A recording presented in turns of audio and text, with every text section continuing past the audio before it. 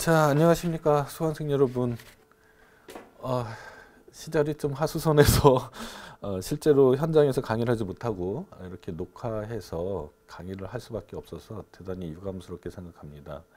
뭐 여러분들도 좀 답답한 마음은 있겠지만 어쩔 수 없다라는 걸 좀 양해해 주시기 바라고요. 뭐 여러분들도 온라인 강의에 익숙하셔서 뭐 크게 서로 어렵진 않을 것 같다는 생각은 드는데, 그래도 이렇게 강의가 진행될 수밖에 없는 점은 다시 한번 유감스럽게 생각합니다.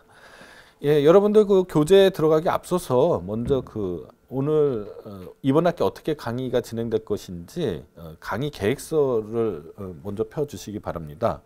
예, 강의 계획서 보시면은 첫 번째 교과목 안내가 있는데요. 예, 그 교과목명은 뭐 당연히 행정법이 1이고요.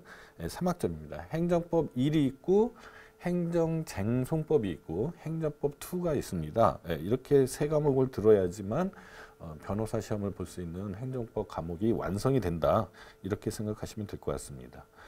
담당 교수는 뭐 잘 아시겠지만 뭐 저고요. 예, 하명호입니다. 예, 저 연구실은 신법학관 520호고요. 예, 제 메일 주소도 거기 적혀 있습니다. 담당 조교는 제 연구 조교인데요. 예, 김주희 대학원 박사과정에 있습니다. 잠깐 나오셔서 얼굴 좀 보여주시기 바랍니다. 예, 인사하세요. 네, 저는 박사과정 행정법 전공 재학 중인 김주희라고 합니다. 뭐 수업하실 때 힘드시거나 어려운 일 있으시면 저한테 말씀해 주시면 도와드리도록 하겠습니다. 예, 고맙습니다. 예, 우리 김주희 조교가 여러분들 학습을 물심양면으로 도와줄 겁니다. 그리고 강의 시간에도 김주희 조교는 항상 같이 출석을 해서 여러분들과 같이 강의를 들을 예정이니까요. 필요한 사항이 있으면 김주희 조교에게 물어봐 주시기 바랍니다. 그 다음에 면담 시간은 저는 면담 시간 따로 정해놓지 않고 있습니다. 그러니까 여러분들이 필요하시면 우리 김주희 조교에게 약속을 해주시면 언제든지 여러분들 만나드리도록 하겠습니다. 예, 두 번째는 이제 과목 개요인데요. 행정법은 행정의 조직, 작용, 절차, 구제에 관한 국내 공법이다, 이렇게 되어 있습니다. 예, 뭐 오늘도 그 부분에 대해서 강의를 진행하긴 할 텐데요. 예, 그래서 행정조직법, 행정작용법, 행정절차법, 행정구제법 뭐 이런 등등으로 구성되어 있습니다. 이거는 앞으로 차차 여러분들과 같이 강의를 할 내용이고요. 그리고 이번 학기에 관해서는 아마 주로 행정작용, 절차 이 부분에 중점이 돼서 강의가 이루어질 거고요. 다음 학기에 행정구제법에 관한 게 이제 행정쟁송법이라는 이름으로 개설이 되어 있고요. 그 밖에 행정조직법하고 행정법 강론 이런 부분들이 행정법 2로 되어 있습니다. 예. 이와 같이 행정법에 관한 기본적인 개념을 정립하고 이론적 토대를 마련하는 강좌이다, 이렇게 되어 있습니다. 현실적으로 목표가 뭐 제대로 잘 수행되는 경우는 별로 없지만 그래도 뭐 여러분들이랑 같이 한 학기 동안 열심히 공부를 해서 이 목표를 이루도록 노력하도록 하겠습니다. 구체적으로 말씀을 드리면 행정법의 의의라든지 뭐 지도 원리, 일반 원칙, 법원과 효력, 행정법의 해석 방법 등을 행정상 법률관계로서 공법과 사법, 행정상 법률관계의 종류, 특질, 당사자, 공범과 공의무, 특별권력관계, 법률요건과 법률사실 등을 행정작용법으로서 행정입법, 행정행위, 행정상 특약, 뭐 행정계획, 행정상 확약입니다. 죄송합니다. 행정계획, 공법상 계약, 행정상 사실행위, 행정지도 등을 행정의 실효성 확보 수단으로서 강제집행, 즉시강제, 행정벌, 그 밖에 행정의 실효성 확보 수단 등등을 강의하는 강좌가 되겠습니다. 아까도 말씀드렸듯이 1학기 때에는 행정작용하고 행정 절차를 중심으로 강의가 이루어질 것 같습니다. 학습 목표는 행정법의 기본 이론 및 판례의 경향에 대하여 살펴봄으로써 구체적인 행정법 문제 해결을 위한 기초를 제공하고 개별 행정법에서 기초 이론이 어떻게 적용되는지 살펴보고자 합니다.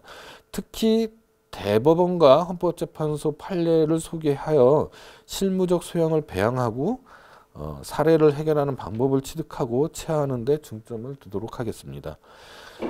뭐 이미 여러분들 1학년 때 헌법을 들었기 들었을 거라고 믿습니다. 따라서 뭐 선수강 권장 과목은 다 문제가 없을 것 같고요. 후속 수강 권장 과목으로는 말씀드렸다시피 행정쟁성법과 행정법 2를 들으셔야지만 변호사 시험의 공법 중에 한 절반 부분을 차지하는 행정법 강의가 완성이 되는 겁니다. 그 밖에 뭐 행정법 연습이라든지 뭐 기타 기록 연습이라든지 이런 것들을 들어주시면은 학교 강의만 잘 따라오시면은 행정법은 변호사 시험 보시는데 큰 무리가 없을 거라는 생각이 듭니다.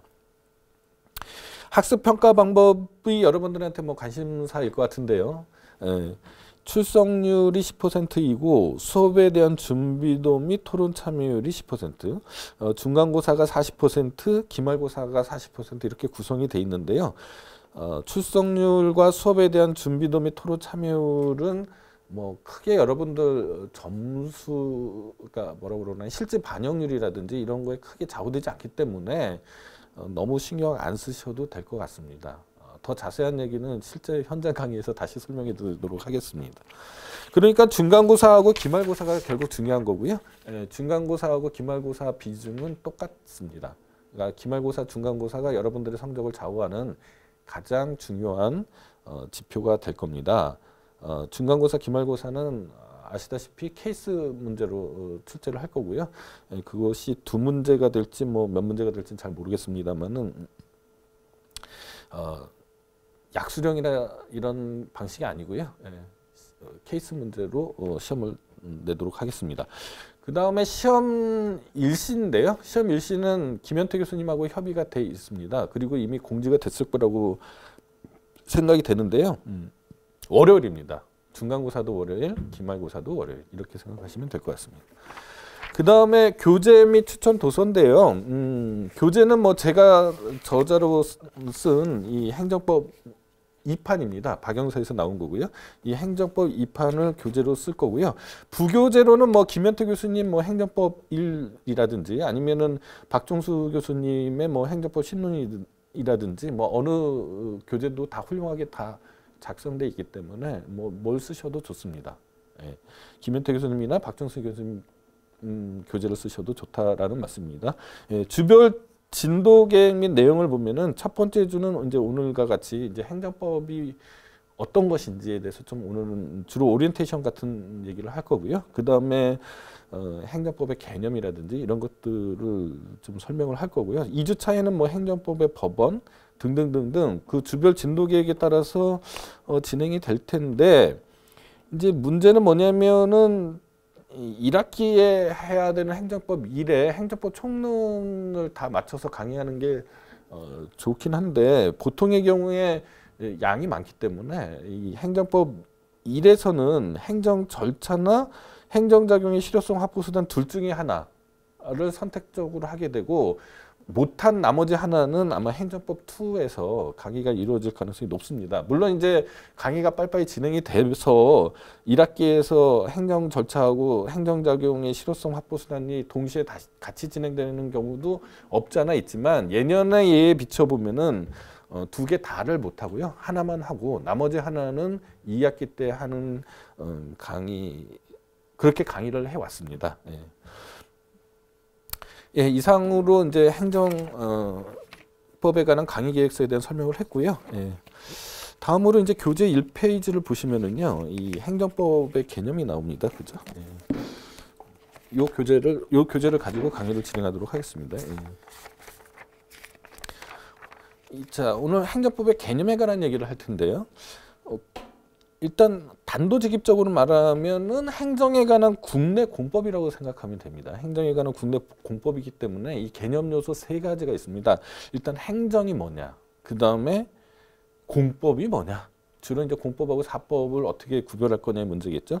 그 다음에 이 국제 공법이 있을 수 있고 국내 공법이 있는데 뭐 행정법은 당연히 국내 공법이겠죠. 그래서 이 국제 공법도 국제법 안에 국제공법이 있고 국제사법이 있는데 이 행정에 관한 국제공법은 아마 국제법에서 강의가 이루어질 거고요. 우리가 하는 강의는 행정에 관한 국내 공법입니다. 자, 처음에 행정은 행정의 조직, 작용, 절차, 구제에 관한 공법이다 이렇게 설명을 했습니다. 아까 뭐 강의 계획서를 말씀드릴 때도 그렇게 설명을 했거든요. 그래서 행정 조직에 관한 법을 우리는 보통 이제 행정 조직법이라고 그러고요. 그다음에 행정 작용에 관한 법을 이 행정작용법이라고 하는데 거기에는 이제 행정의 행위 형식, 행정의 실효성 확보 수단, 그다음에 특별 행정 작용에 관한 설명들이 있습니다. 그다음에 행정 절차에 관한 법을 우리는 행정 절차법이라고 하고요. 그다음에 행정 구제에 관한 법을 우리는 행정 구제법이라고 합니다. 1학기 때는 이제 행정의 행위 형식하고 행정의 실효성 확보 수단 요 부분하고 행정절차법 요거를 하게 될 거고요.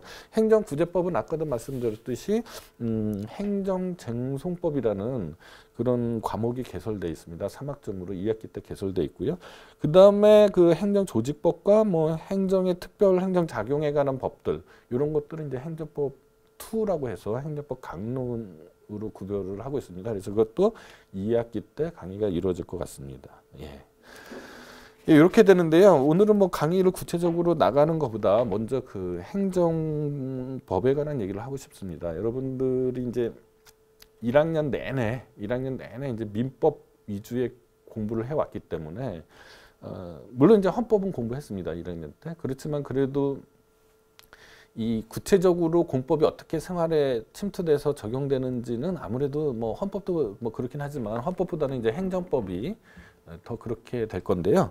그래서 이 행정법이 이제 구체적으로 그 공법에 관한 법이 될 텐데 이게 민법을 여러분들이 공부를 많이 해왔기 때문에 이 갑자기 이 행정법으로 강의가 딱 들어오면은 굉장히 생소합니다.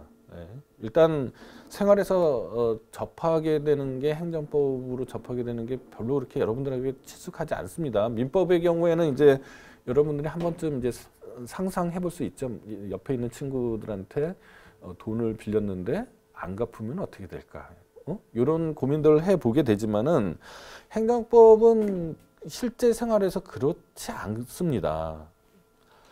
행정법은 여러분들이 뭐 굳이 생각해 본다라고 하면 생활에 밀접하게 생각해 본다라고 하면 내가 음주운전을 했는데 뭐 0.0 혈중 알코올 농도 0.07%가 나왔다. 그러면은 내가 어떤 제재를 받게 되느냐? 그러면 내가 그 과정에서 어떠한 구제 방법이 있겠느냐? 뭐 등등 이런 정도 외에는 이렇게 행정법을 실생활에서 접하기가 쉽지 않기 때문에 그렇기 때문에 어렵게 느껴지는 거죠. 그러니까 1학년 내내 민법에 대해서 천착하고 민법의 양도 많고 어려운 과목이지 않습니까? 그러니까 민법에 대한 생각을 오랫동안 해온 데다가 게다가 이 행정법은 이 실생활에서 접하기가 쉽지 않아서 굉장히 어렵게 느껴집니다. 실제로도 행정법이 참 어렵습니다. 저도 사법시험을 봤을 때 행정법 과목을 뭐 잘 봐서 뭐 사법시험에 합격했겠지만 돌이켜 생각해 보면 그때 제가 잘 알고서 사법시험 답안지를 썼다라고 생각되지 않거든요. 그러니까 이게 학생들 입장에서는 이 행정법이 굉장히 어려운 과목이다 이렇게 되는데요. 그러면 행정법이나 이런 법체계 내에서 이 민법하고 민법하고 관계를 잘 생각해 보시면은 그나마 좀 더 행정법이 조금 더 쉬워질 수가 있습니다. 자, 우리가 이 법학, 근대 법학을 좀 한번 생각을 해보셔야 되는데요. 예. 우리가 중세 시대 때나 아니면 조선 시대 때나 이런 전근대 사회에 있어서는 이 개인이라는 것은 없었습니다. 그러니까 개인이라는 건 없었고요. 항상 그 집단 속에 마을 안에서 라든지 뭐 서양 같으면은 뭐 장원 안에서 이런 식의 되는 거지 나 개인이 어떤 독립적인 인격체라든지 개체라고 생각되지 않았던 겁니다. 즉 프랑스 혁명으로 그것이 분기점이 된 근대 사회에 들어선 가장 큰 발명품은 개인의 발견입니다. 개인의 발견. 이 개인 자기의 의사를 스스로 결정하고 자기 운명을 스스로 정할 수 있다라는 그 개인을 발견해낸 게 프랑스 혁명의 가장 위대한 유산이라고 저는 생각을 하는데요. 그게 법학으로 어떻게 투영이 되냐면 일단 헌법적으로는 과거에는 왕이 나의 운명을 정해줬지 않습니까? 예컨대 서양 같은 경우는 왕권 신수설이잖아요. 왜 저 사람이 나의 운명을 정해주는지에 대해서 이데올로기를 만들어낸 게 바로 왕권 신수설입니다. 그래서 신이 왕한테 권한을 준 거죠. 권력을 준 거죠. 그래서 그 신의 대리인인 왕이 나를 지배하는 거죠. 나의 운명을 정해주는 거죠. 동양도 마찬가지입니다. 동양도 천자라는 말이 있죠. 천자. 하늘의 아들이라는 거 아닙니까? 자기가. 예? 하늘의 아들이 천명을 받아서 나의 운명을 정해주는 거죠. 그러나 근대 프랑스 혁명 이후에는 그런 말들은 전부 다 말도 안 되는 일이다라고 생각하게 된 거지 않습니까? 각자가 각자의 운명을 정하는 거죠. 각자가 각자의 운명을 정하는 게 바로 민주주의의 시작입니다. 그러나 이제 인구가 많고 모든 사사건건 다 국민투표를 할 수 없기 때문에 이 의회를 구성해서 즉 내가 나의 대리인을 뽑아서 그 대리인들끼리 모여서 나의 운명을 정하는 거죠. 그러니까 궁극적으로는 나의 운명을 내가 정하는 겁니다. 다른 사람이랑 협의해서. 그래서 의회가 정하는 거죠. 의회가 나의 운명을 정하는데 나의 권리 의무를 결정해 주는 거죠. 그 의회가 뭔가 문서를 만들어서 나한테 얘기를 해줘야 되지 않겠습니까? 그 문서가 바로 법률이 되는 겁니다.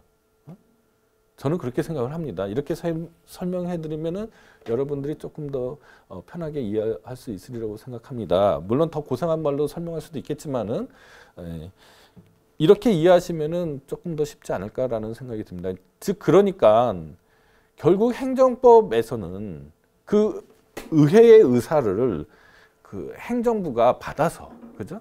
오늘날에 있어서의 그 권력 분립이나 아니면 민주주의 원리가 뭐 근대 초기에 민주주의나 권력 분립 법치주의하고 반드시 일치하는 건 아니지만 기본적인 원리는 내가 나의 대표를 뽑았고 그 대표들이 만드는 법률에서 나의 권력 운명이 정해진다. 즉 내가 나의 운명을 정하는 거죠. 이런 논리적으로는요. 그래서 그 법률에서 정한 의사를 행정부가 시행을 하고 사법부가 리뷰를 하는 거죠. 이런 과정인데 그러면은 이 법률을 행정부가 잘 지키냐 안 지키냐 그리고 그렇게 입법부의 의사를 받은 행정부하고 나 사이에 어떤 법률 관계가 형성되면 그 법률 관계를 어떻게 설명할 거냐 이런 것들이 바로 행정법의 일이 되는 겁니다. 그리고 이제 그 프랑스 혁명 얘기를 계속했는데요. 자, 이게 이제 사법상의 법률 관계로 가게 되면은 이 개인의 발견이라고 했지 않습니까? 그래서 이 개인이 자기의 의사로서 자기의 거래 관계를 성사시키는 거죠. 그러니까 나하고 상대방이 만나서 서로의 독립적인 의사에 의해서 서로 대등하게 의사를 합치시키면 그게 바로 계약이 되는 겁니다. 즉 계약은 둘이 만나서 협의해서 합치된 의사로서 나의 권리와 의무를 정하는 거죠. 그러니까 민법에서는 민사업 관계에서는 나의 의무, 나의 권리 의무, 나의 운명이 어떻게 정해지는지를 알아보려면은 계약서를 봐야 되는 겁니다.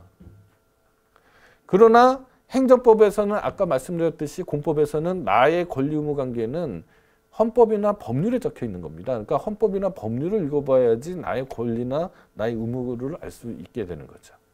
그러니까 여기서 한 가지 포인트는 민법 관계는 계약서에 의해서 계약서를 읽어보면은 나의 권리 의무가 어떻게 되어 있는지 알 수 있게 되는 거고요. 주로 다 그렇다는 건 아니고 대부분요. 행정법에서는 법률을 읽어봐야지 된다라는 겁니다. 자, 그러면 형법으로 가면은요. 형법도 마찬가지입니다. 이 비로소 프랑스 혁명 이후에 개인이 발견됐고 그 개인은 자기의 행동의 의사를 결정할 수 있고 자기의 행위에 대해서 책임을 질 수 있는 개인입니다. 그 전에 중세시대 때의 사람하고는 전혀 다른 사람인 겁니다. 따라서 이 개인이 자기의 의사 능력을 제대로 갖춰서 자기의 의사를 결정할 수 있는 힘을 갖고서 행위를 했는지 안 했는지에 따라서 처벌할 수 있는지 없는지 이런 것들이 정해지는 겁니다. 그래서 뭐 심신미약이면 뭐죠? 형을 감경할 수 있고 뭐 이런 식으로 되는 원리들이 그렇게 되는 겁니다. 아까 민사 문제에 있어서도 마찬가지입니다. 민사도 개인과 개인이 서로 의사를 합치해서 그 거래 관계에 있어서의 권리 의무가 정해지는 거지 않습니까? 그러니까 그거를 이제 사적 자체 원리라고 하는 건데요. 둘이서 만나서 청약자와 승낙자가 만나서 일종의 둘 사이의 법을 만드는 거죠. 그러니까 입법자가 둘인, 국회의원이 둘인 법이 계약이라고 생각하시면 됩니다. 단순하게 생각하면. 그러니까 이 둘 사이의 의사가 정상적으로 이루어져야 되는 거죠. 그러니까 둘 사이에 예컨대 내가 협박을 받아서 의사표시를 했다라든지 아니면 내가 속임수를 당해서 기망당해서 의사를 결정했다든지 내가 말한 거하고요. 내가 표시한 거하고 내 본심하고 달라질 수도 있지 않습니까? 근데 그걸 상대방이 아는 경우도 있고 모르는 경우도 있고요. 그리고 서로 짜고서 의사표시를 할 수도 있죠. 이런 것들에 대한 관심이 민법에서 이제 크게 되는 거죠. 왜냐하면 둘 사이에 정상적인 의사의 합치가 있어야지 둘 사이에 법이 되지 않겠습니까? 그러니까 그런 것들이 이제 민법 총칙에서 다루어지고요. 그렇게 만들어진 법이 어떠한 효력을 갖느냐 이렇게 되면 이제 채권 총론으로 가게 되고 그러면 어떤 유형의 계약이나 법률 관계들이 있느냐 이렇게 되면 이제 채권 강론으로 가고 뭐 이런 식으로 된다라고 이해를 하시면 됩니다. 따라서 이런 관계들 민법하고 형법, 헌법, 행정법 요것들을 좀 염두에 두시고 행정법을 공부하시면은 조금 더 그러지 않아도 어렵지만은 조금 더 이해하기는 쉽지 않을까 이런 생각이 드는 겁니다. 자 그러면은 행정법이 대략 이런 거다라고 이렇게 유래했다라고 보시면은요. 그 다음에는 이제 교재 62페이지를 보시기 바랍니다. 그러면 행정상 법률관계의 종류인데. 자, 민법에서 법률관계라는 말이 있습니다. 민법에서 법률관계라는 말은 민법 교과서를 한번 찾아보시면 여러분들 아시겠지만은 이 권리 의무 관계입니다. 법률관계는 권리 의무 관계인데 사람과 사람의 관계죠. 네, 사람과 사람 사이의 권리 의무 관계. 그러니까 이게 바로 법률 관계가 되는데요. 이 법률 관계가 사인 사이의 관계, 사법상의 관계면은 이제 민법에서 다뤄지는 거고요. 저게 이제 공법상의 법률 관계가 되면은 행정법 주제가 되는 겁니다. 그러면은 민법에서 권리라고 하면은 어떻게 정의가 되어 있냐면은요. 민법 총칙에 보면은 상대방에게 자기 부작위 급부 수인을 요구할 수 있는 법률상의 힘이라고 써 있습니다. 그러면은 자기라는 건 뭐겠어요? 다른 사람한테 상대방에게 뭐뭐 하라라는 거고요. 그죠? 부작위는 뭐뭐 하지 말라라는 겁니다. 이 부작위를 우리 행정법에서는 특히 금지라고도 합니다. 그 다음에 급부라는 거는 물건이나 돈을 달라라는 얘기고요. 수인이라는 거는 내가 어떤 행위를 할 테니 너는 참아라라는 얘기입니다. 그거를 요구할 수 있는 힘이 권리가 되는 거고 그렇지 않은 반대병에 있는 게 의무가 되는 거죠.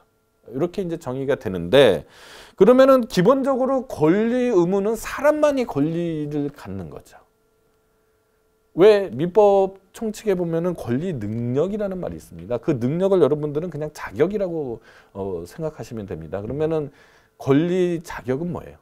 권리 능력은 권리를 향유할 수 있는 자격이라는 얘기죠. 권리를 향유할 수 있는 자격은 사람만이 가질 수가 있습니다. 민법 총칙을 읽어보시면 그렇게 써 있습니다. 그러면 그 사람은 우리 법학에서 사람은 두 가지 종류의 사람이 있습니다. 하나는 자연인인 거죠. 또 하나는 뭐 잘 아시겠지만 법인입니다. 그렇죠? 네. 이 법인은 민법에서 뭐 더 잘 배우셨겠지만은 이 간단히 말씀드리면 이 법인이라는 개념은 최초로 탄생하게 된 것이 이 거래 관계를 원활하게 하기 위해서 생긴 겁니다. 예컨대 자, A라는 마을에 500명의 사람이 살고 B라는 마을에 200명의 사람이 사는데 A라는 마을에서 B라는 마을로 사과 하나를 팔았단 말입니다. 그러면은 이 만약에 법인 개념이 없다라고 치면은 이 법률 관계는 500 곱하기 200개가 되는 거죠. 그렇지 않습니까? 그러나 이 A라는 마을을 하나의 법인으로 묶고 B라는 마을을 하나의 법인으로 묶게 되면은 이렇게 되면은 법률 관계가 하나로 축약이 되는 거죠. 그래서 법인 개념이라는 게 생기는 거고 이게 법인이 실제로 있느냐? 그럼 뭐 법인 실제설이 되고요. 아니면 이게 법인이 그냥 의제된 거냐 하면 뭐 법인 의제설 뭐 이런 식으로 나눠지는 건데 그거는 이제 민법에서 더 많이 공부하셔야 될 얘기고 하여간 그렇습니다. 이것이 이제 그 영리성을 가지고요. 거래 관계에서 영리성을 가지는 특수한 법인이 생기게 되면 요거를 우리는 회사라고 부르고요. 그건 이제 상법에서 주로 하는 거고요.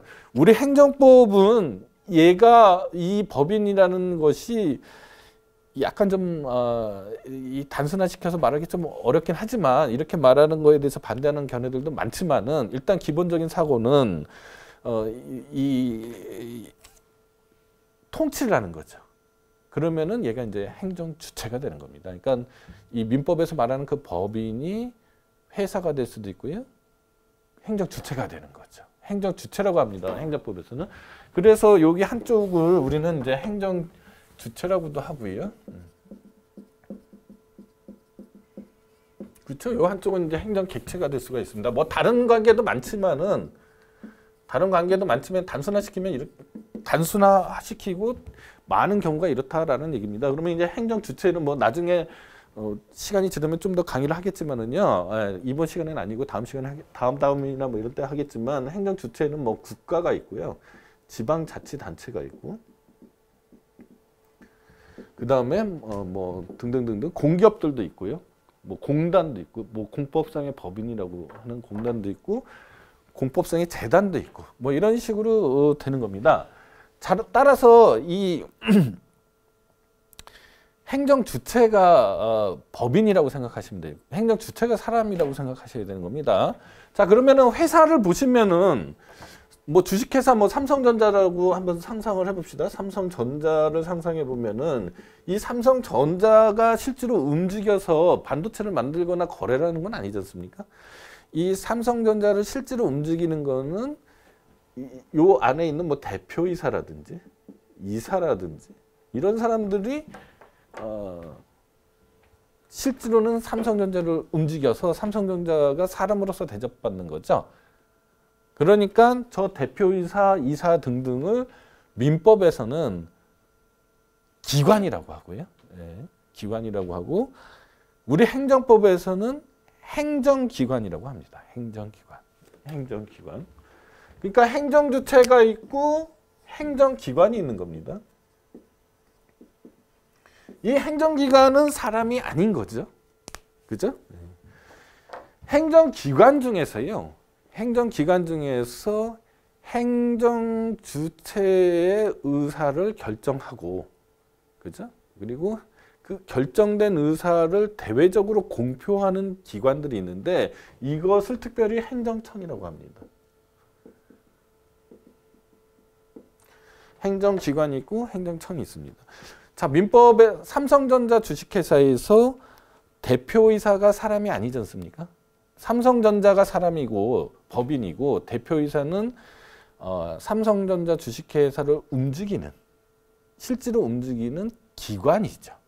그러니까 권리는 삼성전자가 갖는 거지 대표이사가 갖는 게 아니죠. 물론 대표이사하고 삼성전자 사이에 독립된 객체로서 법률 관계가 생기면 그거는 이제 뭐 따로따로 이제 사람이라고 취급하겠지만은 일반적인 거래 관계에 있어서 즉 삼성전자가 다른 법인과 사이에서 또는 다른 사람과 사이에서 거래를 할 때에는 상섬전자가 사람인 거지, 그죠? 권리를 갖는 거지. 대표이사가 권리를 갖는 건 아니죠. 대표이사는 이럴 때 우리는 권한을 갖는다라고 합니다. 그러니까 권리하고 권한은 또 구별이 되는 겁니다. 그죠? 행정주체는 마찬가지로 국가는 권리를 갖는 거고요. 장관은 뭐 행정안전부 장관이라든지 국방부 장관이라든지 이런 행정청 또는 행정기관은 권리를 갖는 게 아니죠. 권한을 갖는 거죠. 국방부 장관의 실제 행위가 국가의 행위로 의제되는 거죠. 그렇죠. 그러니까 국방부 장관이 실제로 행동을 했어도 권리는 국가에 귀속되는 거죠. 국방부 장관은 국가를 움직일 수 있는 권한이 있을 뿐이죠. 이렇게 개념 구별을 하셔야 됩니다. 따라서 이 행정상의 권리 의무 관계라고 한다면 행정기관이 한쪽 당사자가 되는 게 아니고요. 국가나 지방자치단체, 공기업 뭐 이런 것들이 한쪽 당사자가 되는 겁니다. 이 부분이 이해하기가 조금 어려우실 수도 있지만은 민법에서 법인과 기관 사이의 관계를 잘 생각해 보시면은 그렇게 어렵진 않습니다. 그러니까 국방부 장관이 이 관계에 있어서는 사람이 아닌 거죠. 네, 이렇게 이해하시면 되고요. 자, 그러면은 행정상 법률 관계가 어떤 것들이 있느냐 보시면은 일단 사람이어야 된다라고 했지 않습니까? 그러면 사람의 종류들이 사람이 어떤 사람들이 있는지 한번 유형화시켜 보면은요. 행정 주체라는 사람이 있고요. 그죠? 행정 객체라는 사람이 있을 수 있는 거지 않습니까? 자, 행정 주체의 가장 대표적인 게 그 국가가 있고요. 그죠? 지방자치단체가 있습니다. 지방자치단체는 뭐 여러분들이 잘 아시겠지만 서울특별시, 그죠? 서울특별시가 있는 거죠. 뭐 부산광역시, 전라북도, 뭐 성북구청 이런 식으로 되는 겁니다. 자, 국가에 대해서는 행정객체가 이제 국민이 되는 거고요.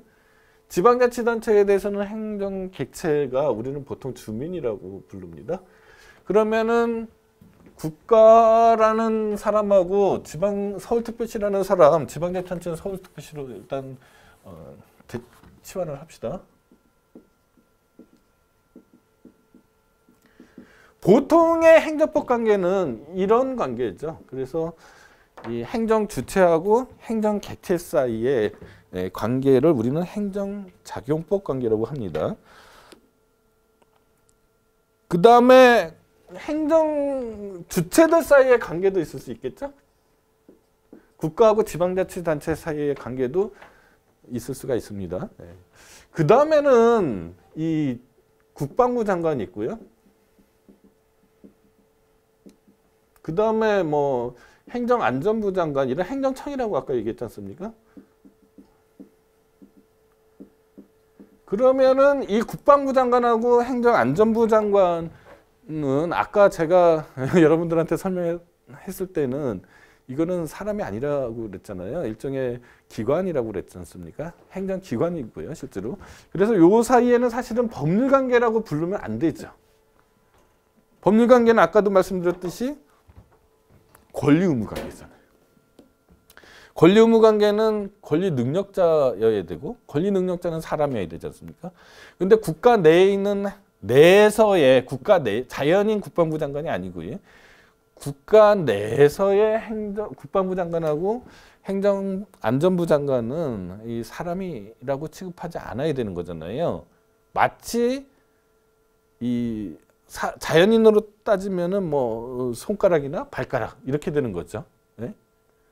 좀 비유가 적절하지는 않습니다만 그렇게 이해하시면 될 것 같습니다. 뭐 뇌라든지 아니면 뭐 위장이라든지 이런 거지 않습니까? 그래서 이 국방부 장관하고 행정안전부 장관 사이에 법률 관계가 형성된다라는 거는 이거 좀 넌센스죠.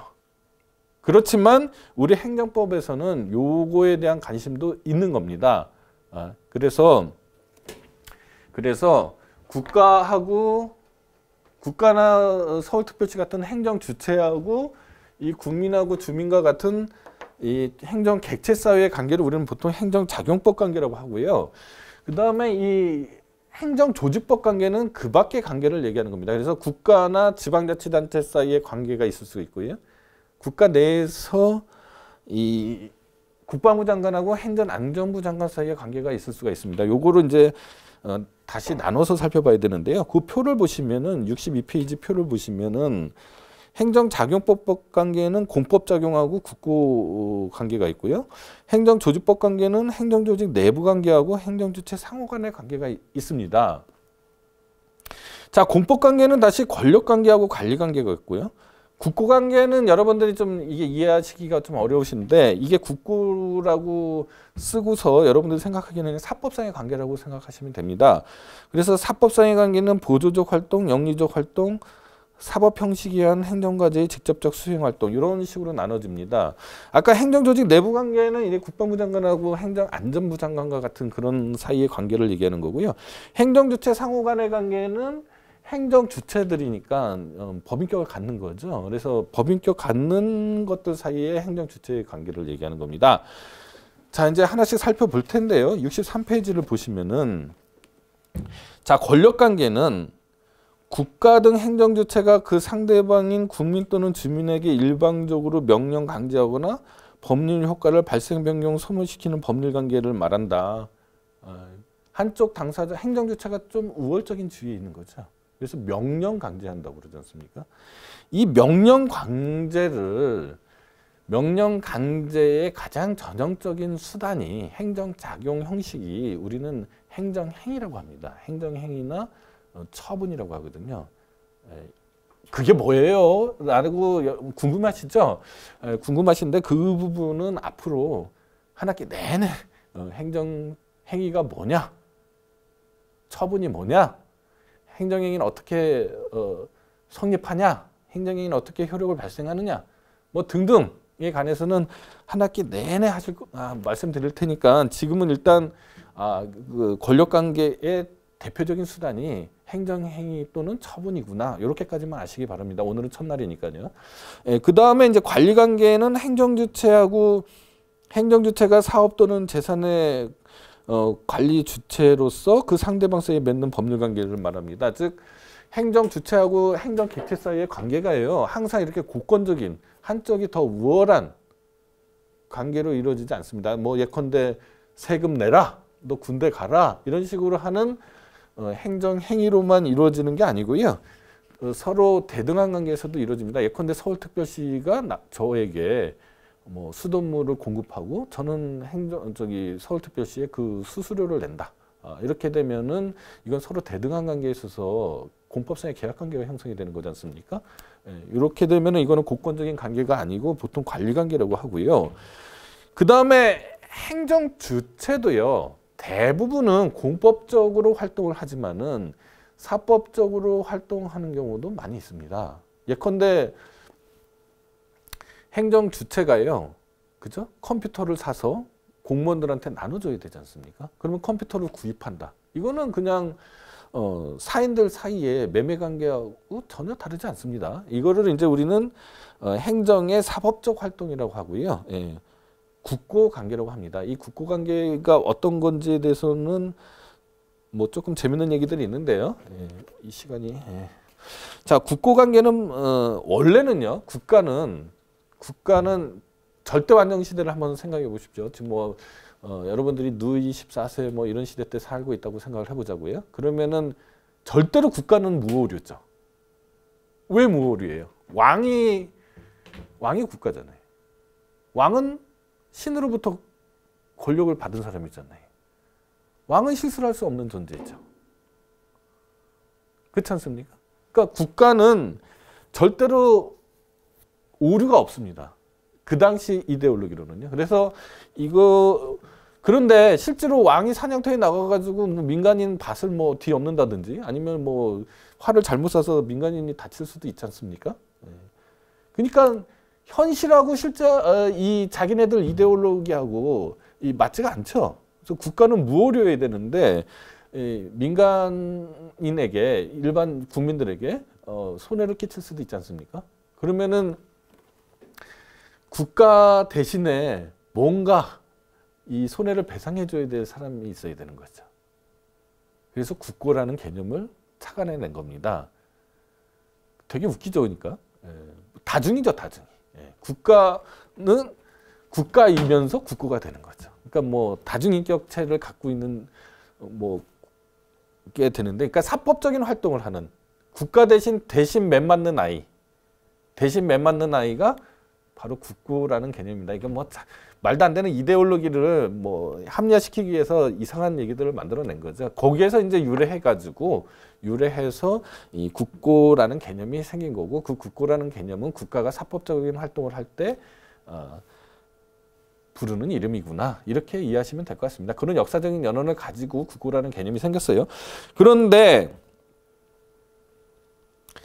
국가가 이제 절대안정 시대는 국가가 공법적으로 이렇게 활동하면은 무오류이기 때문에 아무 이제 그 뭐랄까요, 통제가 없는, 뭐 너무 자유롭죠. 그러니까 공법적인 활동을 하는 게 사법적인 활동을 하는 것보다 더 편한 거죠.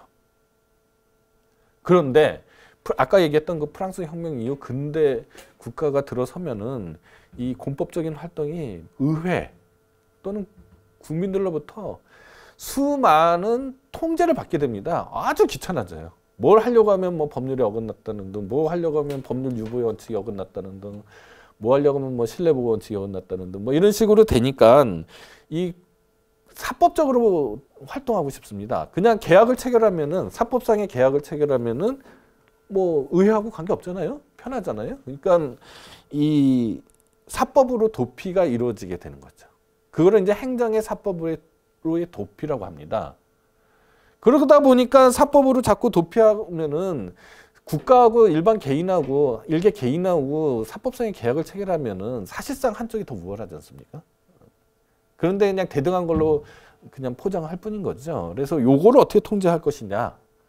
사법상의 활동이긴 하지만 이것을 어떻게 통제할 것이냐에 대한 관심이 바로 행정사법이라는 겁니다. 그래서 행정사법 이론이라는 게 그런 연유로 해서 생기게 됐습니다. 자, 그러면 국고관계는요, 행정의 보조적 활동이 있고요. 그러니까 국가의 사법상 활동은 국고 활동이라고 그랬지 않습니까? 행정의 보조적 활동이 있고요. 행정의 영리적 활동이 있고요.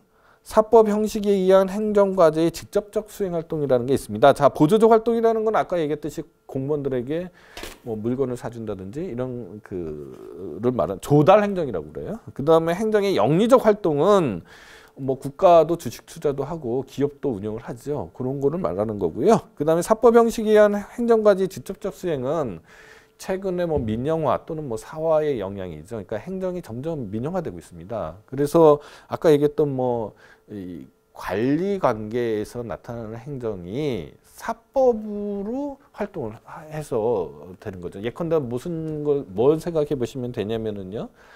그 옛날에 그 전화는 정보통신부 산하에 뭐 최신국이라는 데가 있었습니다. 여러분도 잘 모르시겠죠? 아주 여러분들 태어나기 전의 일일 수도 있습니다. 그때 거기에서 국가가 전화를 공급했습니다. 전화국이라는 데가 있었어요. 전화국에서 국가를 공급했다가 그게 이제 공사화됩니다. 공사화돼서 그 한국전기통신공사인가요? 예, 그게 돼서 그 전화를 이제 개설을 하고 하는 일을 하게 되고요. 그게 이제 완전히 이제 그 한국전기통신공사가 이제 KT가 돼가지고요. 이제는 완전히 그 민간 기업체가 됐지 않습니까? 이제는 뭐 공법의 영역을 떠난 건데 과거에 그 한국전기통신공사 때를 생각해 보시면 됩니다. 그러면 이제 공기업이지 않습니까? 이 공기업이 사법적인 활동을 통해서 행정관제를 수행하는 거죠. 그런 거를 상상해 보시면 됩니다. 즉 예컨대 이명박 대통령이 그 수돗물 사업을 민영화하려고 그랬죠. 그랬으면 큰일 날 뻔했는데 하여간에 제 생각엔 그렇습니다. 이 민영화를 하게 되는 전 단계로서 그거는 이제 지금은 수돗물을 공법상의 계약 관계를 통해서 공급하지만 이거를 사법상의 계약관계로 전환할 수도 있지 않습니까? 이렇게 되면은 여기서 말하는 이제 사법 형식에 의한 행정관자의 직접적 수행관계가 되는 겁니다. 이렇게 되는 거고요. 그러면 이제 행정사법 이론은 이 행정이 사법적인 활동을 할 때 어떻게 공법적인 통제를 할 거냐의 문제잖아요. 거기에서 이 행정사법이 적용되는 게 사법 형식에 의한 행정과제의 직접적인 수행 활동, 즉 동그라미 3번에서만 행정사법이 적용된다라고 과거에 이제 생각했던 견해가 있었는데 뭐 1, 2번도 왜 1, 2번도 왜 안 되느냐? 1, 2번도 그 영역과 관계없이 특별한 국가적 힘이 작용하면은 행정사법이 적용될 수 있는 거 아니냐라는 견해도 유력합니다. 자, 그러면 행정사법이 적용되면 어떤 문제가 생기냐면요. 일단 기본권 규정, 헌법상의 기본권 규정이 방사되는 거죠. 그러니까 예컨대 국가가 어떠한 행위를 했단 말이죠. 예컨대 국가가 도서관을 운영을 해서 도서관의 어떤 개인이 이용을 했다. 이걸 사법관계라고 전제를 한다라면은 만약에 뭐 조금 이상한 비유이긴 하지만 뭐 요새 클럽에서 그죠? 뭐 나이 많은 사람은 안 들여보내지 않습니까? 그러면은 그거는 사실은 클럽에서 나이 많은 사람 안 들여보내는 거는 이게 국가가 그렇게 하면은 큰 문제죠. 하지만 사인들이 그렇게 하는 거기 때문에 이거를 문제 삼기가 쉽지는 않습니다. 그러나 만약에 국가가 운영하는 어떤 도서관에 나이가 많은 사람은 들어오지 못한다. 이렇게 될 수는 없지 않습니까? 그럼 뭔가 그거는 어떻게 통제가 되느냐? 이게 바로 이제 그 헌법에서는 이제 뭐라고 그러죠? 그 기본권의 제3자적 효력, 뭐 기본권의 방사효 이렇게 되는 거고요. 우리 행정법에서는 이게 이제 행정사법의 문제가 되는 겁니다. 그럼 우리가 어떻게 생각하냐면은 민법 2조나 그죠? 민법 103조. 민법 2조는 신의성실의 원칙이지 않습니까? 민법 103조는 반사회적 행위는 무효라는 거죠. 이거를 통해서 그러니까 직접 헌법 규정이 적용되는 게 아니고요. 민법 2조나 민법 103조를 거쳐서 방사된다. 그래서 방사효라는 표현을 쓰기도 하고요. 그죠? 이런 관계가 이제 이 기본권 규정에 의한 제약이 되는 거고요. 그다음 두 번째로는 이제 각종 법률에 공법 법률에 이 사법상의 민법의 규정을 배제하는 규정이나 민법의 규정을 수정하는 규정들이 있습니다. 뭐 예컨대 뭐 우편법에서 무능력자의 행위를 능력자의 행위로 본다라든지 이런 것들이 있습니다. 그리고 이제 행정조직 내부 관계는요. 아까 말씀드렸던 국방부 장관하고 행정안전부 장관 사이의 관계인데 이 관계는 사람과 사람 사이의 관계가 아니기 때문에 권리 의무 관계, 즉 법률 관계가 아닙니다. 우리가 소송은 뭐예요? 소송은 권리 의무 관계에서 나타나는 분쟁의 해결이죠. 그러니까 결국 소송도 권리 의무 관계에서 나타나는 거니까 소송도 사람과 사람 사이의 관계인 거를 전제로 하는 겁니다. 그죠? 소송도 사람과 사람 사이의 관계를 전제로 하는 거기 때문에 행정조직 내부 관계에 있어서는 원칙적으로 소송이 있을 수 없는 거죠. 소송이 있을 수 없는 거죠. 행정조직 내부 관계에서는 이른바 뭐 행정학을 전공하신 학생들이 있다라면은 이해하기가 더 쉬우실 텐데요. 행정조직이라는 거는 이렇게 생긴 조직이라고 그러죠. 보통 이걸 이제 뭐 영어로는 서양어로는 뭐 피라밋이라고 그러고 우리 동양 말로는 뭐 개서제라고 합니다. 개서제. 그래서 자 행정부는 이러한 구조로 돼 있기 때문에 만약에 여기 있는 기관하고 여기 있는 기관이 서로 다툼이 있으면은 이 상급 기관에서 이거를 결정해 주는 거죠. 궁극적으로는 대통령이죠. 대통령이 국가라면 대통령이고, 그죠? 서울특별시라면 서울특별시장이 되는 거죠. 이 분쟁을 다 해결을 해주는 겁니다. 상급기관이 통일성을 유지시키도록 개입해서 해결을 하는 거기 때문에 법원에서 소송을 통해서 해결할 수는 없죠. 국방부 장관하고 행정안전부 장관 사이에 의견 충돌이 있다. 있는데 뭐 서울 민사지방법 행정법원에 가가지고 판결을 내려달라라면은 이건 참 넌센스죠. 그러면은 민주주의 원리에 위반될 뿐만 아니라 말도 안 되는 얘기가 되는 겁니다. 따라서 기본적으로 원칙적으로 행정조직 내부 관계에 있어서는 그 안에서 해결이 되는 거죠. 행정조직 안에서 해결이 되는 겁니다. 법원에서 개입해서 해결될 일이 아닙니다. 이런 거는 뭐 행정부 내부 불개입의 원칙 뭐 이런 식으로 설명을 하는데요. 그건 뭐 좀 이따 다시 설명을 하도록 하고요. 그러나 이제 행정주체 상호관계는 다르죠. 행정주체 상호관계는 서로 사람과 사람의 관계지 않습니까? 행정주체는 아까 법인으로 의지할 수 있다라고 얘기했지 않습니까? 그러면은 사람과 사람 사이의 관계이기 때문에 이거는 이제 소송이 가능할 수도 있는데, 근데 행정주체 상호 간에 어떠한 위치에서 일이 이루어졌는지에 따라서는 소송이 행정조직 내부 관계처럼 운영될 수도 있습니다. 예를 들어서요, 지방자치단체의 보통 사무를 우리는 세 가지로 보는데요. 하나는 국가사무라고 하는데, 국가사무를 지방자치단체장이 대신하는 거죠. 그런 거를 기관이임 사무라고 합니다. 그 다음에 국가사무인데 그거를 지방자치단체가 위임받아서 하는 거가 있습니다. 그건 이제 단체이임 사무라고 그래요. 그 다음에 지방자치단체 고유 사무가 있겠죠. 예, 그거는 이제 자치사무라고 합니다.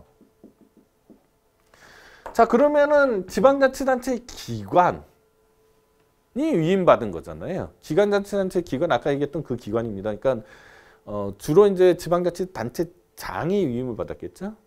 주로 그런 거를 기관이임 사무라고 하고요. 국가사무인데 지방자치단체가 받은 거예요. 그러면 이 단체는 사람이잖아요. 그러니까 같이 위임받았지만 이 둘 사이는 완전히 천양지차의 다른 법률 관계인 겁니다. 네. 자치사무는 원래 지방자치단체가 해야 될 일인 거죠. 그래서 이 단체임 사무하고 자치사무는 지방자치단체의 사무가 되는 거고요. 기관이임 사무는 지방자치단체의 사무를 처리하는 게 아니잖아요. 물론 지방자치단체에 있는 한 기관이 그 일을 처리해 주긴 하지만은 실제로는 지방자치단체가 한 행위가 아닙니다. 국가 일을 한 거죠. 그러면 이렇게 되는 관계에서는 마치 행정조직 내부 관계처럼 되는 거죠. 그러나 단체임 사무나 자치사무를 처리할 때는 국가하고 지방자치단체는 서로 독립적이고 자치적인 관계지 않습니까? 그래서 그 관계는 사람과 사람 사이의 관계가 되는 거죠. 네, 이렇게 되는 거고요. 자, 그런 다음에 생각보다 강의가 좀 길어지고 있는데요. 467페이지로 가보겠습니다. 467페이지, 466페이지를 보시면은요. 자, 지금까지 설명한 거를 보시면은요. 지금까지 상당히 많은 부분을 설명을 했습니다. 첫날부터 너무 많은 강의가 지금 이루어지고 있는데요. 이게 온라인 강의가 되다 보니까 실제 강의보다 같은 시간에 더 많은 내용이 들어가고 있네요. 예. 자, 행정작용법 관계라는 게 있다고 그랬고요.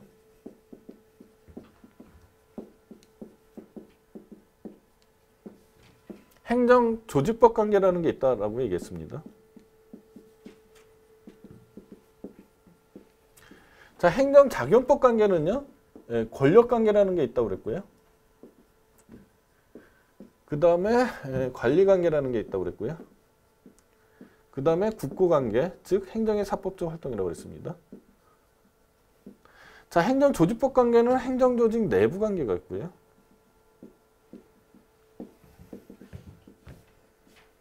그 다음에 행정주체 상호 간의 관계가 있다고 그랬죠.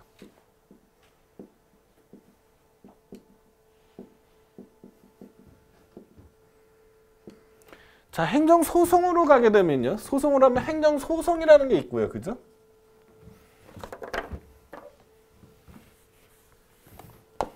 행정소송이 있습니다. 그 다음에 민사소송이라는 게 있겠죠. 자, 행정소송에는 다시 항고소송이라는 게 있고요. 나중에 배웁니다. 항고소송이라는 게 있고 당사자 소송이라는 게 있습니다. 기관 소송이라는 게 있고요.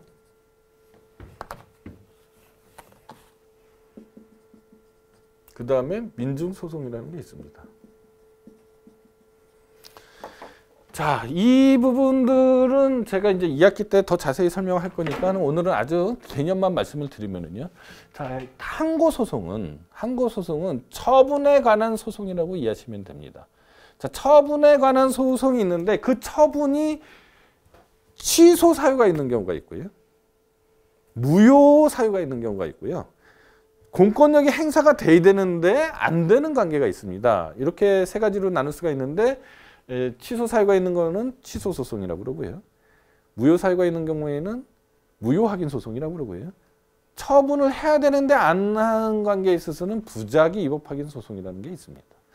그다음에 당사자 소송은요. 당사자 소송은 서로 대등한 관계에 있어서 행정주체하고 행정객체 사이에 대등한 관계에 있어서 이 소송을 말하는 겁니다. 그 다음에 기관소송은 이거는 아까 설명한 거죠. 좀 이상하죠. 자, 기관은 사람이 아니잖아요. 근데 기관이 소송을 한다. 근데 소송은 사람이 하는 거지 않습니까? 그러니까 개념 자체에서 논리적인 모순이 있습니다. 논리적인 모순이 있는데 그러니까 원칙적으로 기관소송은 있을 수 없는 소송인 거죠. 그러나 현실적으로 특별한 경우에 인정되어야만 하는 경우가 있습니다. 이런 때 인정되는 소송이 기관소송이고 따라서 아주 특별한 소송이기 때문에 법률에 법정돼 있습니다. 법률에 기재되어 있지 않는 기관소송이라는 거는 있을 수 없다라고 생각하시면 됩니다. 그런 이제 기관소송 법정주의라고 하고요. 그 반대로 개괄주의라는 게 있어요. 예컨대 항고소송은요. 처분이기만 하면은 처분 개념에 부합하기만 하면 소송을 제기할 수 있지 않습니까? 그거를 개괄주의라고 그래요. 개괄주의. 근데 소송을 할 수 있다라고 써져 있을 때만 법률에 소송을 할 수 있다라고 규정돼 있을 때만 소송을 제기할 수 있는 것을 우리는 법정주의 또는 열기주의라고 합니다. 그러니까 기관소송은 법정주의를 채택하고 있는 겁니다.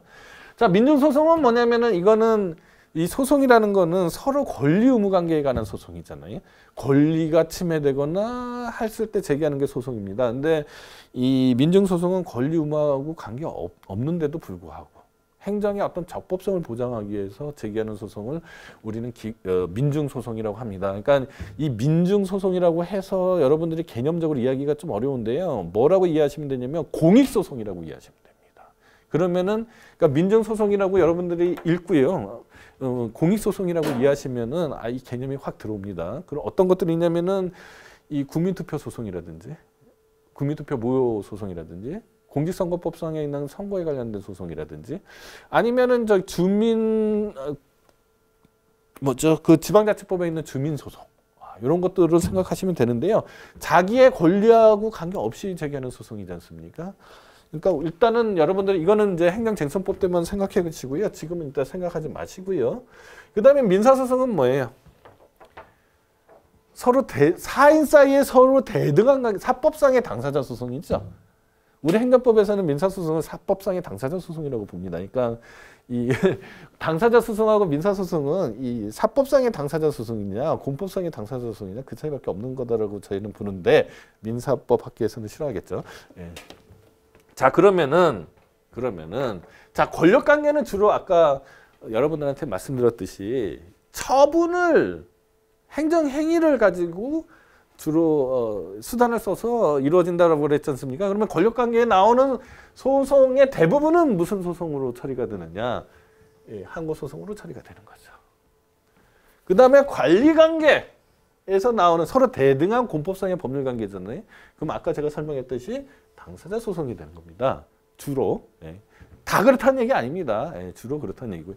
자, 국고관계는 뭐예요? 이건 사법관계잖아요. 그러면은 민사소송에 대응되는 거죠.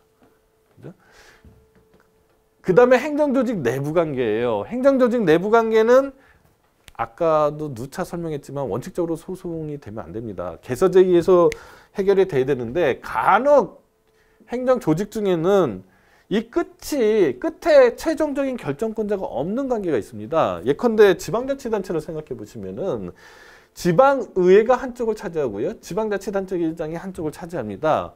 이 둘 사이에 더 높은 사람은 없는 거지 않습니까? 그러니까 이 지방의회하고 지방자치단체장 사이에 분쟁이 생기면은 해결할 방법이 없게 됩니다. 행정의 통일성을 이루기 위해서 개서제가 채택돼 있는데 지금 완전한 개서제가 아니기 때문에 어쩔 수 없이 이 문제를 해결해 나가야 되지 않습니까? 이런 때 기간 소송이 두 가지가 있습니다. 그러니까 지방자치단체장하고 지방의회 사이의 의결에 관한 소송이 하나가 있고요. 또 하나는 이제 교육감이 지방의회에 대한 소송이 있습니다. 이 두 가지가 있고요. 그 다음에 그러니까 요거는 원칙적으로 소송을 제기할 수 없다. 예외적으로 기관 소송은 법정돼 있을 때 제기할 수 있다. 이렇게 되는 거고요. 자, 행정주체 상호 간의 관계가 이게 조금 어렵습니다. 왜냐면은 이건 사람과 사람 사이의 관계이기 때문에 소송을 제기할 수 있다라고 볼 수도 있는데, 근데 이게 아까도 얘기했듯이 기관임 사무를 처리할 때는 마치 행정조직 내부 관계가 되는 거지 않습니까? 그래서 이런 때는 조금 얘기가 달라지거든요. 자, 뭐 몇 페이지를 보시면 되냐면요. 예. 자, 469페이지인데요. 여러분들 뭐 지금 다 아실 필요는 없습니다. 이제 나중에 다시 이제 행정쟁소법 강의를 들으실 때 또 할 거기 때문에 그때 뭐 더 자세히 아시면 되니까 오늘 뭐 다 이해 못 한다고 해서 크게 여러분들한테 뭐 어려운 점은 없습니다니까 걱정하지 마시고요. 오늘은 그냥 이런 게 있다라고만 이해하시면 될 것 같은데요. 자, 일단 국가가나 지방자치단체가 사법적인 활동을 한다. 국고관계에 있다. 이렇게 되면은 아까 뭐 이미 설명을 했습니다. 그죠? 대부분 다 민사소송으로 처리가 되겠죠. 근데 이렇게 되면 한쪽이 이제 사인이나 마찬가지이기 때문에 뭐 경우에 따라서는 뭐 항고소송을 할 수도 있고요. 당사자 소송을 할 수도 있겠죠. 예, 그거는 이제 경우에 따라 달라질 것 같고요. 그 다음에 지방자치법을 보시면은요. 국가는 그러니까 국가관계가 아니고 지방자치단체하고 국가가 서로 서로 이 공권력의 주체로서 활동할 때가 문제가 되는 거잖아요. 사법적으로 활동하는 뭐 전혀 문제가 안 됩니다. 이미 설명했듯이. 그러면은 공권력 주체로서 국가하고 지방자치단체 상호 간의 관계는 어떻게 되느냐? 이 국가는 지방자치법에 이 시정명령을 할 수 있습니다. 시정명령하고 취소 정지권을 갖고 있어요. 요거는 이제 지방자치단체가 했던 자기에 대해서 국가가 시정명령이나 취소 정지권으로 통제를 하는 겁니다. 지방자치단체가 부작위를 했다. 아무것도 안 하고 있다. 그러면은 기관임 사무에 관해서 직무이행명령이 있습니다. 요 두 가지 축으로 국가가 지방자치단체를 통제를 하는 겁니다. 그러면 국가가 취소 정지권이나 직무이행명령을 할 수 있을 때에는 굳이 소송을 할 필요가 없죠. 그걸 그냥 행사하면 되지 않습니까? 그때 소송을 하면 오히려 소외이익이 없다고 해서 각하가 됩니다. 자, 반대로 그러면은 국가가 지방자치단체한테 시정명령이나 취소 정지권을 행사하거나 기관임 사무에 대해서 직무이행명령을 했다라고 하면은 이것을 어떻게 불복할 거냐? 이거는 법정돼 있습니다. 지방자치법에 대법원에 제소하도록 돼 있습니다. 자, 이렇게 되면 또 문제가 없죠. 근데 아예 이런 거하고 관계없이 법률의 규정도 없다. 이렇게 되면 어떻게 하냐는 겁니까? 어떻게 하는 거냐가 문제입니다. 요거는 특별한 정설이 있는 건 아니고요. 제가 보기에는 두 가지 관점에서 봐야 된다. 아까 말씀드렸듯이 지방자치단체가 국가의 하부기관이 돼서 업무를 처리하는 경우도 있고요. 사무를 처리하는 경우도 있고, 국가나 지방자치단체가 서로 독립적인 행정 권리 주체로서 행동할 때가 있는 거죠. 아까 얘기했던 기관임 사무의 경우에는 전자예고요. 뒤에 말한 거는 단체임 사무나 자치 사무를 행사할 때인 거죠. 그래서 기관임 사무를 행사할 때는 행정 조직 내부 관계처럼 생각하시면 되는 거고요.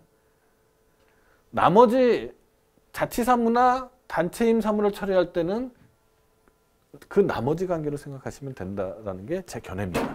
네. 자, 여러분들 오늘 첫날부터 너무 많은 강의를 생각보다 많은 강의가 이루어져가지고 조금 피곤하실 텐데요. 네. 뭐 첫날이니까 여러분들 좀 잘 생각해 보시면은 되고요. 그 다음에 다 아셔야 된다라는 강박관념 안 가지셔도 됩니다. 오늘 강의한 거는 대략 행정법이라는 게 이런 거구나. 앞으로 이렇게 강의가 이루어질 거구나. 이렇게 생각하시면 되고요. 요게 앞에 부분에 관한 거는 요쪽에 관한 거는 주로 이제 이번 학기에 강의를 할 거고요. 행정법 1시간에 강의를 할 거고요. 여기에 관한 거는 2학기 때 행정쟁송법 시간에 더 자세하게 강의를 하게 될 겁니다. 그러니까 그 오늘 다 모르신다고 해서 뭐 크게 염려하지 않으셔도 된다. 이런 말씀을 드리겠습니다. 여러분들 오늘 강의는 여기까지 하고요. 코로나 사태 잘 극복하시고 수요일 날 다시 뵙도록 하겠습니다. 감사합니다.